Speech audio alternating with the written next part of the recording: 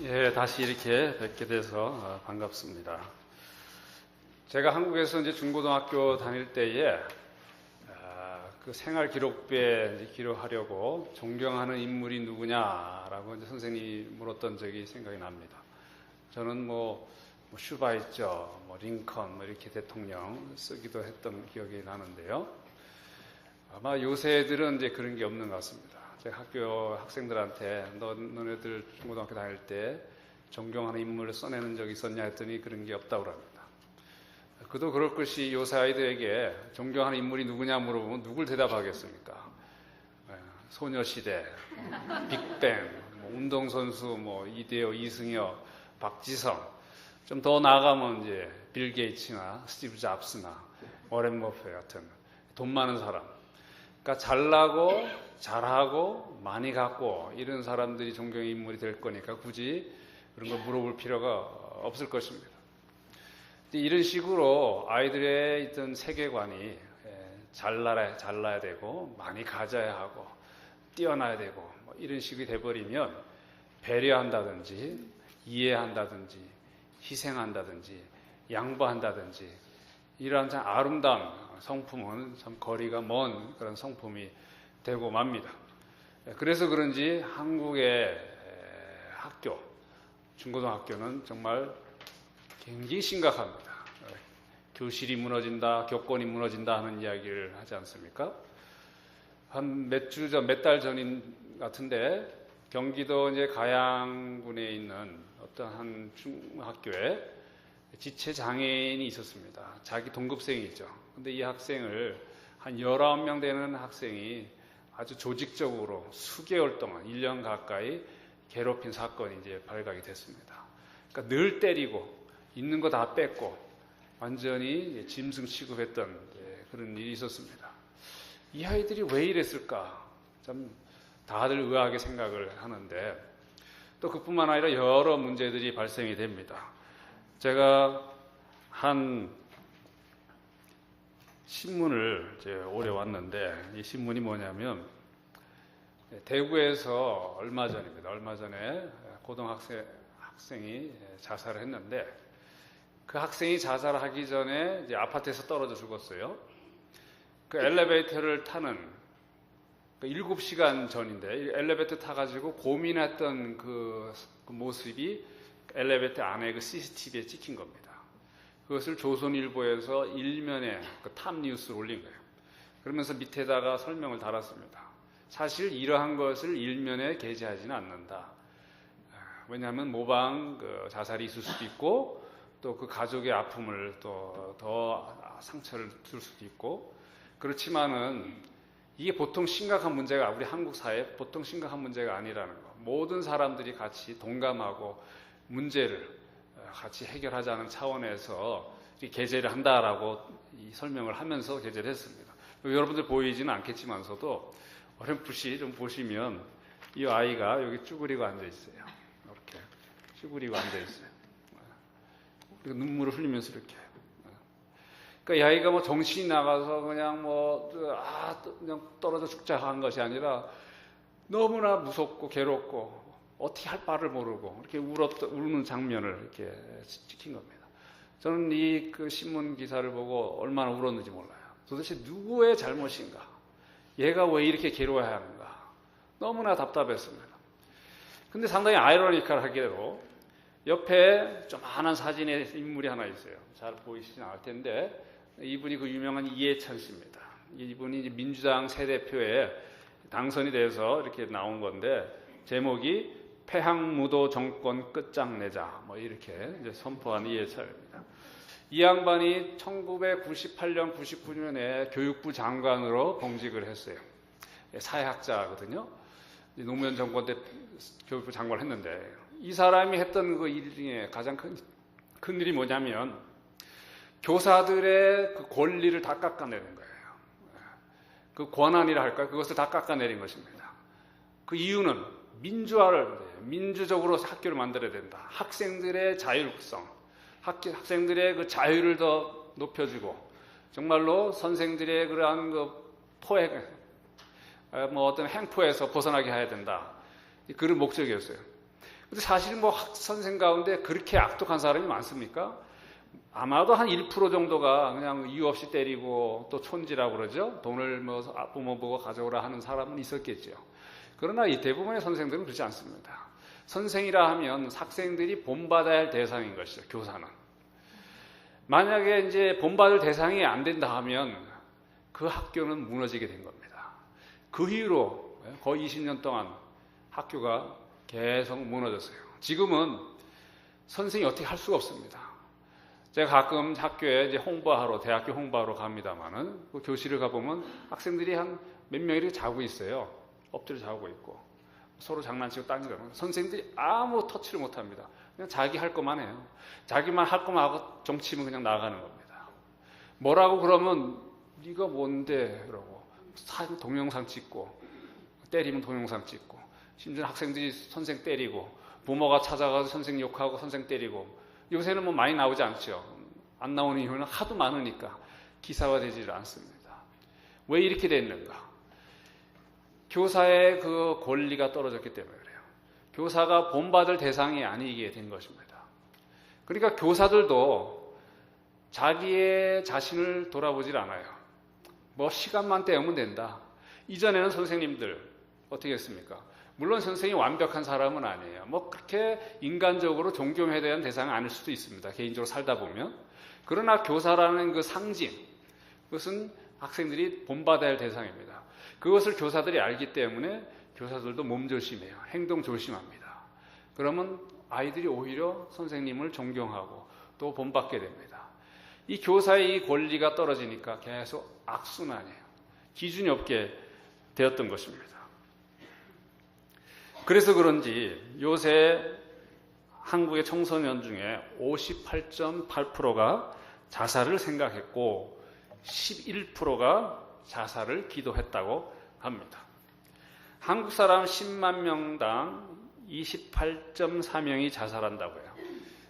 영광스럽게도 세계 1위입니다. 일본이 아니에요. 스웨덴이 아닙니다. 이 중에 28.4명 중에 13명이 청소년이에요. 잘 감이 잡히질 않을 것 같은데 이것은 하루에 한 명꼴로 청소년들이 자살한다는 겁니다. 보통 큰 문제가 아니죠.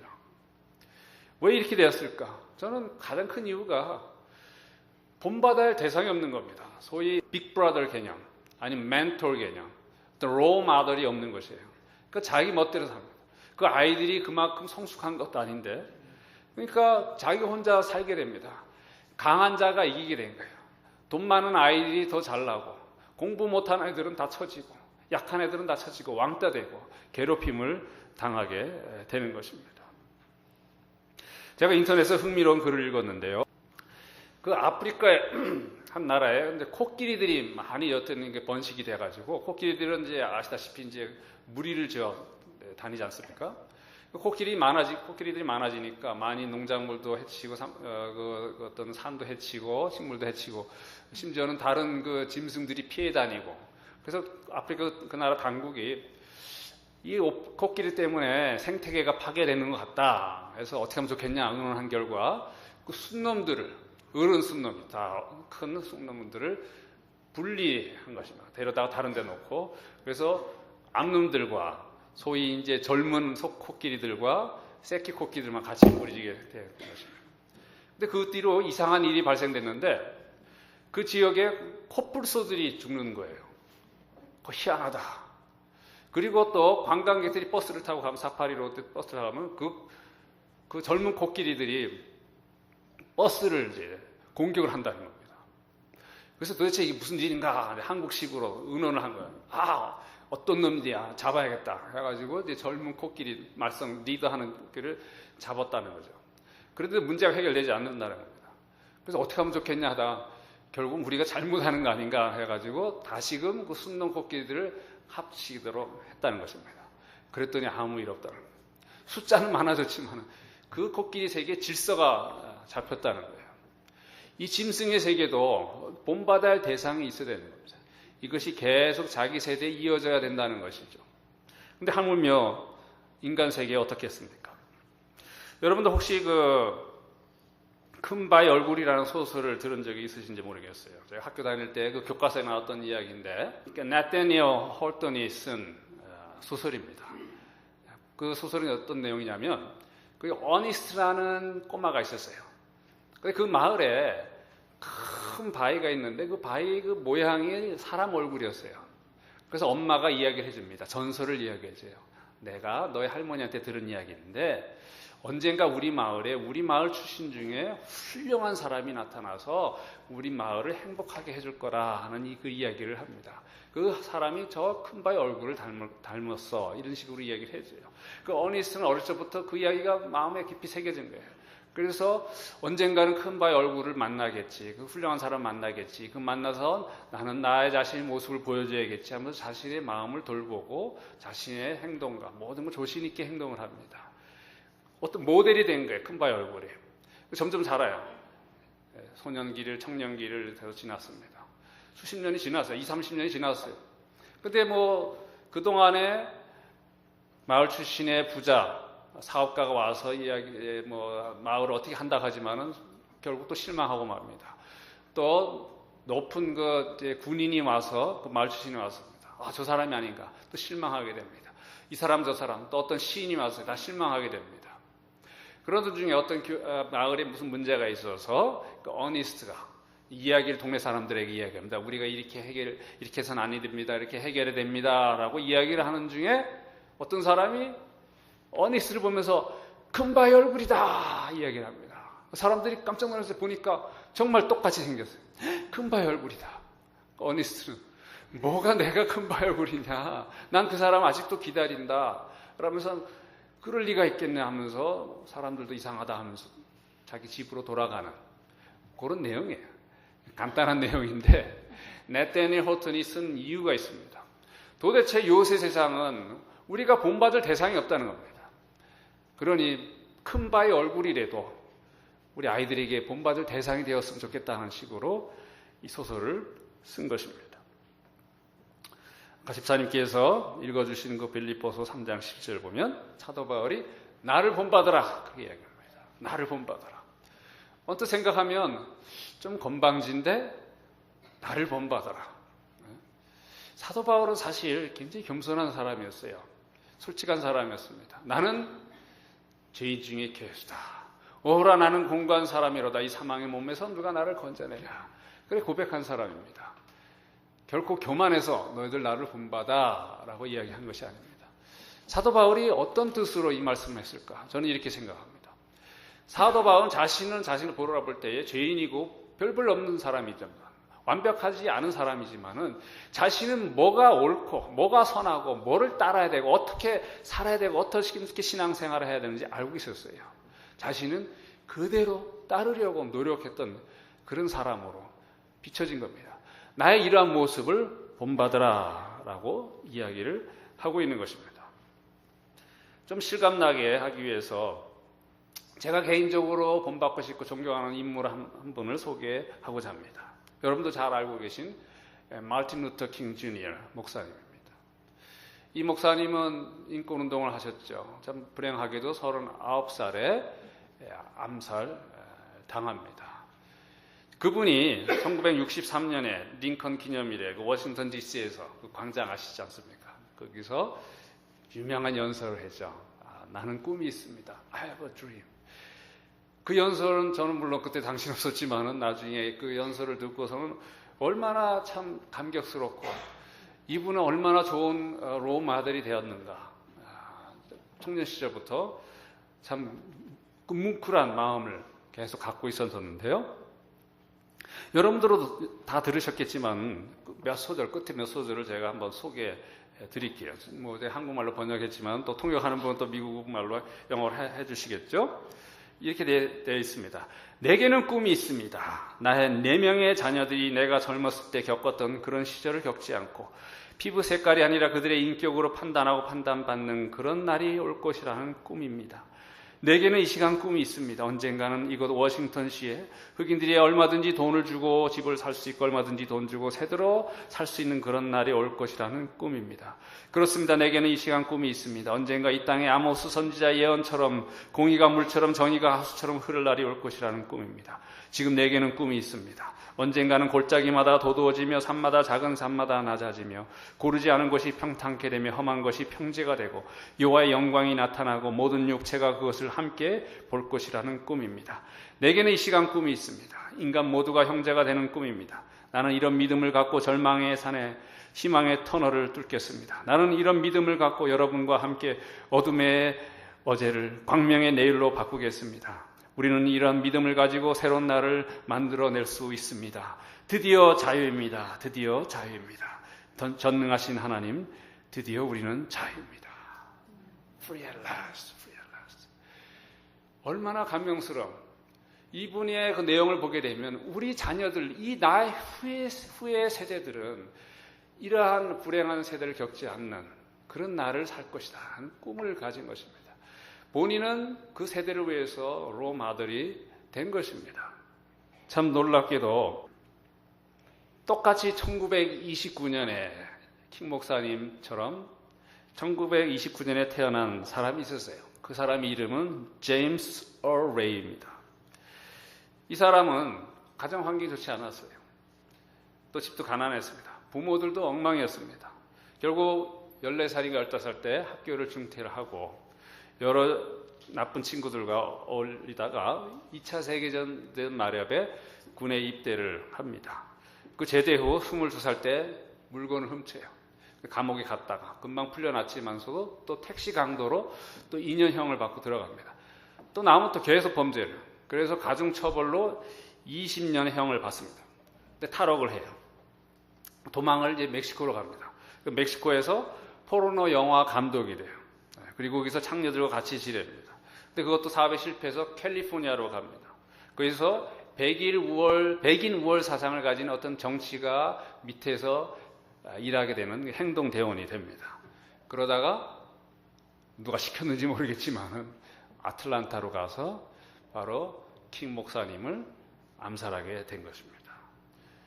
그리고 99년형을 받고 1998년 C형 간염에 걸려서 69세에 감옥에서 죽습니다.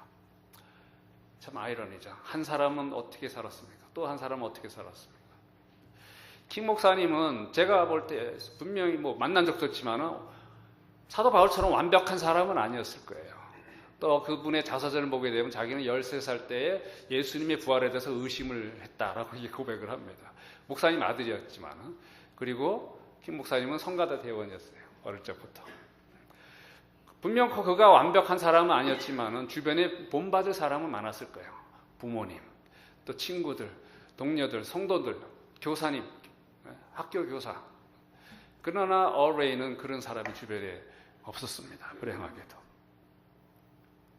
그렇지만은 둘 다 자기가 가진 신념에 따라 살았고 제가 확신하건대는 둘 다 무엇이 옳은지 무엇이 선한지 알고 있었을 것입니다. 그분의 그 두 사람의 차이는 한 분은 옳고 그 선한 것에 따라서 실천에 옮기고 그렇게 살았던 것이고 또 다른 사람은 그걸 알았지만 그냥 자기의 죄성 따라서 자기의 욕심 따라서 자기의 그런 쾌락을 추구하는 따라서 살았던 것입니다. 이제 미국의 누구도 얼레이를 닮고 싶어하는 사람은 없어요. 그러나 지금은 온 세상 사람들이 킹 목사님을 닮고자 합니다. 완벽해서 닮고자 하는 것이 아니죠.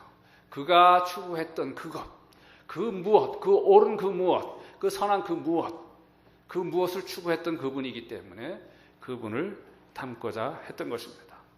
우리가 사도 바울을 본받으라 할 때 사도 바울을 본받는 그 자신을 본받는 것보다도 그분은 분명히 무엇이 옳고 무엇이 선한 것인지 알고 그대로 실천해 살았던 것입니다. 우리 역시 완벽하지 않아요. 여러분들 완벽하지 않습니다. 제가 이런 이야기하면 기분 나빠하지는 않겠죠? 내가 완벽하지 않은데 여러분들이 완벽하겠어요? 그런 뜻이 아니라 우리 모두가 완벽하지 않은 것을 우리가 다 알고 있습니다. 그러나 우리 자신도 사실 다른 사람이 본받아야 할 대상이 되어야 한다는 것입니다. 만약 그렇지 않다면 이 공동체는 무너지게 되어 있어요. 한국의 학교가 무너진 이유가 본받을 대상이 없는 겁니다.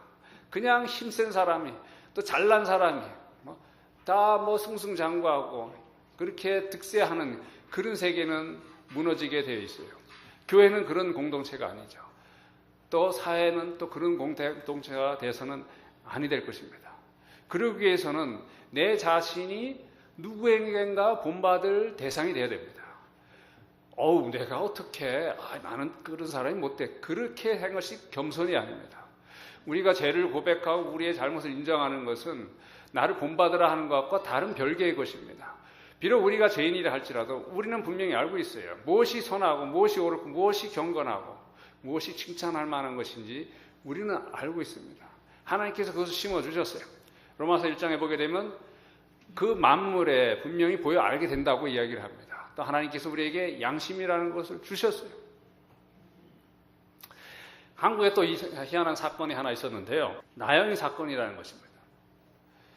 그게 뭐냐면 이 나영이라는 아이가 있었는데 그건 물론 가명입니다. 그 아이가 한 6살 정도 됐던 것 같아요. 근데 조아무개라는 남자가 한 50대 된 남자가 성폭행을 한 겁니다. 화장실에서. 근데 성폭행을 너무 끔찍하게 해서 그 아이가 몸이 망가졌어요. 그런데 이제 잡혀가지고 형을 받았는데 제가 정확하게 기억은 나지 않습니다만은 하여튼 5년인가 6년인가 7년 그 정도 형을 받은 거예요. 그러니까 이것이 밝혀지자 온 나라가 들끓었습니다. 이럴 수가 있나? 이 조아무개 사형시켜라, 감옥에 그냥 평생 썩게 하라, 심지어는 잘라라, 화학 처리하라, 심지어는 이제 이명박 대통령이 나섰습니다. 그 분명히 뭔가 재판 과정 문제가 있다. 다시 재판하라. 그렇게 되지는 않죠. 그래서 저는 그때 그 장면들, 그 뉴스나 신문들 보면서, 한국 사람들 전부 다 착한데, 전부 다 정의로운데, 상당히 이제 아주 인상적이었습니다. 그렇구나. 믿는 사람이 믿지 않는 사람. 그 중에서는 깡패도 있고, 족복도 있고, 창녀들도 있고, 별 사람들이 다 있었을 겁니다. 그러나 다 같이 저거는 나쁜 거야, 저래서는 안 된다는 거 다 알고 있었어요. 이것이 사람입니다. 모든 사람이 악하지만은 사실상 모든 사람이 어떻게 살아야 하는지는 다 알고 있는 것이에요. 히브리서 12장 1절에 보면 이러므로 우리에게 구름같이 둘러싼 허다한 증인들이 있으니 모든 무거운 것과 얼매기 쉬운 죄를 벗어버리고 인내로써 우리 앞에 당한 경주를 하며 라는 말씀이 있어요. 이 말씀은 뭐냐면 히브리서 11장에 많은 믿음의 선지들을 언급을 합니다. 물론 훌륭한 사람도 있어요. 아브라함이나 모세나 엘리야나 그런 훌륭한 사람들이 있었어요. 그 사람들조차도 따지고 보면 별로 훌륭하지 않아요. 제일 좋은 것은 그 부인들한테 물어보면 더 잘할 텐데 제가 부인이 누군지 모르니까 못 물어보고. 근데 히브리서 11장에 그런 사람만 있는 것이 아니라 또 다른 사람들도 있는데요. 그냥 동굴처럼 짐승처럼 유리하고 다 목베임을 당하고 칼로 킴을 당하고 톱으로 킴을 당하고 산업 뺏기고 정말 별 볼 일 없는 사람들도 있었습니다. 근데 그 사람들이 훌륭하다, 그 사람을 본받으라 하는 이유는 다른 게 아니라 바로 무엇이 옳고 무엇이 바르고 그것을 추구했던, 노력했던 사람들이기 때문에 그런 말씀을 한 것입니다. 또 우리가 읽은 빌립보서 4장 8절에 계속해서 말씀합니다. 무엇에든지 참되며 무엇에든지 경건하며 무엇에든지 오르며 무엇에든지 정결하며 무엇에든지 사랑받을 만하며 무엇에든지 칭찬받을 만하며. 이 표현이 좀 그래요, 그죠? whatever, who cares, 이런 식으로 이야기하는 것 같아요. 이거나 저거나. 그 뜻이 아닙니다. 사도 바울이 말씀하는 것은 정말 참된 그 무엇, 너가 알고 있지 않느냐? 그럼 너의 마음속에 갖고 있는 그 참된 그 무엇, 알고 있는 그 무엇, 그 경건한 그것, 옳은 그것, 정결한 그것, 사랑받을 만한 그것, 칭찬받을 만한 그것들 말이에요. 그것들, 무슨 덕이 있고 기림이 있든지, 즉 뛰어나고 높이 살만한 것들이라면 이것을 깊이 생각해라, 깊이 마음에 새겨두라라고 말씀하고 있는 것입니다. 마치 우리의 신앙적 양식 혹은 신앙적 상식에 호소하고 있는 것 같습니다. 모든 자들이 알고 있다 하는 것이에요. 이러한 말씀 가운데 9절이 이어서 이야기하죠. 너희는 내게 배우고 받고 듣고 본 바를 행하라. 사도 바울은 단순히 그것을 그냥 머릿속에만 둔 것이 아니라 그대로 실천했다는 것이죠. 모습을 보여줬다는 것이죠. 너희들도 그렇게 살라라고 말씀하고 있는 것입니다. 그리고 아까 3장 17절에 보게 되면 나를 본받으라 그랬지만은 그 다음에 너희가 우리를 본받은 것처럼 이야기합니다. 대상이 나에서 우리로 바뀌어요. 그죠? 나를 본받아라. 그 다음에 우리를 본받아라 하는. 그 다음에 이렇게 하는 자들을 눈여겨봐라 라고 이야기를 합니다. 한 공동체에 향해서 이야기를 하는 거예요. 바울 자신을 이야기하는 것이 아닌 것입니다. 나를 본받아라 하는 것은 교만의 말이 아닙니다. 나도 그대로 살고 싶다라는 고백이기도 한 것입니다. 나도 선하게 살고 싶고 바른 대로 살고 싶다라는 고백이기도 하는 것입니다. 이렇게 될 때 우리 자신도 더 성숙해지는 겁니다. 이렇게 됐을 때 그 공동체가 질서가 잡히는 것입니다. 이렇게 됐을 때 하나님의 영광이 나타나고 하나님의 말씀에 힘이 있게 되는 것입니다. 이러한 것이 없으면, 이러한 유기적인 연결, 이런 관계가 없으면 말이죠. 사실 무슨 사건이 터지면 걷잡을 수 없어요. 엉망이 됩니다. 무질서하게 되는 것이에요. 마치 하나님이 계시지 않는 것처럼. 물론 하나님 보이지 않습니다. 우리 주님 여기 계시잖아요. 성령님 우리 안에 계시죠. 그러나 성령 보이지 않습니다. 그러니까 우리는 생각할 때에 우리의 삶이 그냥 신앙적인 삶은, 교회 삶은 예배 드리고 뭐 이렇게 하고, 그 다음에 또 다른 일반적인 삶은 또 내 마음대로 사는 것처럼 돼요. 굉장히 그 위험한 상황입니다. 우리 공동체, 신앙 공동체는 그래서는 안 돼요. 누군가가 본받고 누군가 우리의 멘토가 돼야 됩니다. 내 자신이 그렇게 돼야 됩니다. 자녀들에게, 친구들에게, 이웃들에게, 믿지 않는 사람들에게 혹은 믿는 우리 성도들 안에서도 그러한 모습으로 살아야 됩니다. 결코 그것이 교만한 것이 아니에요. 나 자신을 위해서도 그렇게 해야 됩니다. 나 자신을 위해서도. 나를 본받아라 하는 자세는 사실 믿음의 자세이기도 한 것입니다. 나는 한 분 하나님, 한 분 예수 그리스도, 한 분 성령님을 믿는 사람이다. 나는 하나님의 말씀을 따르는 사람이라 하는 것을 인정하는 모습이기도 한다는 것입니다. 반대로 서로 본받는 것이 없다는 것은 말씀드린 대로 오히려 하나님을 불신하게 되고 하나님의 말씀의 힘을 불신하는 것이고 또한 교회의 그 권위를 불신하게 되는 모습이기도 하는 것입니다. 이제 말을 맺겠습니다. 바라건대는 여러분들, 부모 같으면 우리 자녀들에게 본받을 그런 대상이 되어주기 바랍니다. 청소년들, 자녀들을 가진 부모들은 더더욱 그렇습니다. 아이고, 야, 네 맘대로 살아. 야, 나도 너 때는 너처럼 살았어. 엉망으로 살았어. 너보다 더 못했어. 이런 부모가 없지 않습니까?